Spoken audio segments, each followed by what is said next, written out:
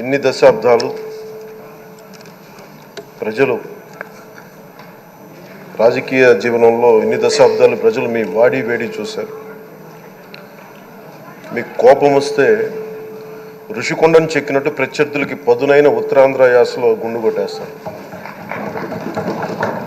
ఒకటే బాధేస్తాం సార్, ఇకపైన మీకు తిట్టే అవకాశం లేకపోవడం. కానీ ఇక మీద సభలో ఎవరు తిడుతున్నా దాన్ని ఆఫ్ చేసే బాధ్యత మీ చేతిలోనే ఉంది. మీరే మైక్ ఆఫ్ చేయాలి. అంటే మా చిన్నప్పుడు నేను చూసేవాడు, ఒకసారి అల్లరి చేసే అబ్బాయిని క్లాస్ లీడర్ చేసేవాడు చిన్నప్పుడు మా స్కూల్లో. కానీ ఇన్నాళ్ళు ప్రజలు మీ వాడి వేడి పలుకులు, మీ ఘాటైన వాగ్దాటి చూశారు. ఈ రోజు నుంచి రాష్ట్ర ప్రజలు మీ హుందాతనం చూస్తారు. డిబేట్స్ వెనకాల దాక్కుని సంస్కారహీనమైన భాషల్ని భావాలని రకరకాల మాధ్యాల్లో విరజిమ్ముతూ ఉంటారు. దాని నియంత్రణ మీ ఆధ్వర్యంలో ఇక్కడి నుంచే మొదలవ్వాలి. ఇందాక సభానాయకులు గౌరవ ముఖ్యమంత్రి శ్రీ చంద్రబాబు నాయుడు గారు చెప్తారు, ఆడబిడ్డలు ఏ విధంగా నలిగిపోయారు ఈ రాష్ట్రంలో గత 5 సంవత్సరాల్లో. చిన్న లేదు, పెద్ద లేదు, ఎవరని లేదు. ఎవరన్నా సరే ఒక మాట మాట్లాడితే వాళ్ళు వ్యక్తిగతంగా దూషణ, సోషల్ మీడియాలో వాళ్ళని క్యారెక్టర్ అసాసినేట్ చేయటం, వాళ్ళు పెద్ద నాయకులు కావచ్చు, కార్యకర్తలు కావచ్చు, లేదా వాళ్ళకి ఎదురు తిరిగి ఒక ఒపీనియన్ చెప్పి ఎవరైనా సగటు మనిషి కూడా కావచ్చు, అది ఇక్కడతో ఈ రోజు నుంచి ఆగిపోవాలి అధ్యక్ష. అది మీ ఆధ్వర్యంలోనే మొదలవ్వాలి.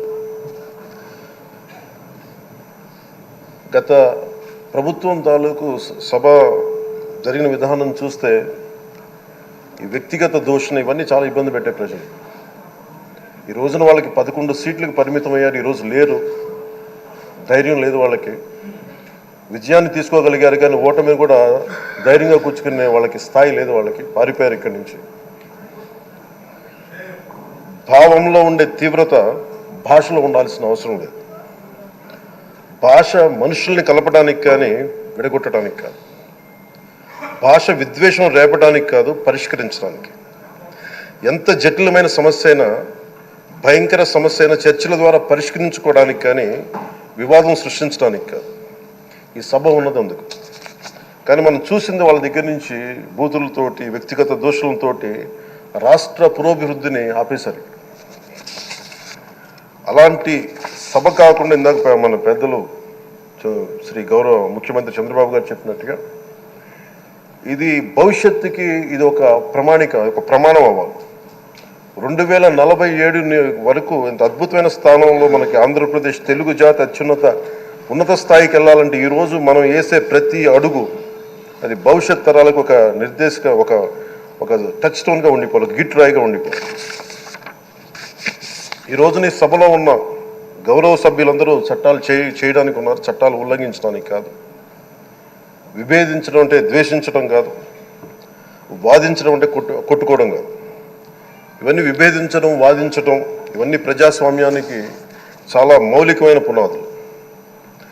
ఆంధ్రప్రదేశ్ ఆవిర్భావం జరిగి అసలు భాషా ప్రయుక్త రాష్ట్రాల ఆవిర్భావమే మన ఆంధ్ర రాజ్యంతో మొదలైంది. అమరజీవి పొట్టి శ్రీరాములు గారి బలిదానం మీద మన రాష్ట్రం పుట్టింది. 56 రోజులు తిండి తిప్పలు తినకుండా నరకం అనుభవిస్తూ ఆయన బలైపోయారు.